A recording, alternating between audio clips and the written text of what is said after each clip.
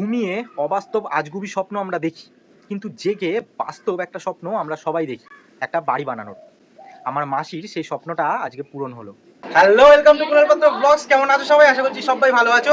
আজকে মাসিদের গৃহপ্রবেশ করার আগে যে সত্যনারায়ণ পুজো করতে হয় সেটা আমরা সবাই জানি, কিন্তু সেই পুজোর যে এত নিয়ম সেটা জানতামই না। প্রথমে অবশ্য অবাক হয়েছিলাম যে 10 কেজি বেল কাঠ দিয়ে হোম হবে, ভাবা যায়? ও হ্যাঁ, হোমের প্রসঙ্গ যখন হলো তখন আমি একটা কথা বলি। ঠাকুরমশাই হোমকুণ্ডুটাকে আবির দিয়ে এত সুন্দরভাবে আঁকলো, আমি জাস্ট মুগ্ধ হয়ে দেখলাম। তোমরা আগে দেখেছো নাকি? অবশ্যই কমেন্ট করে জানিও।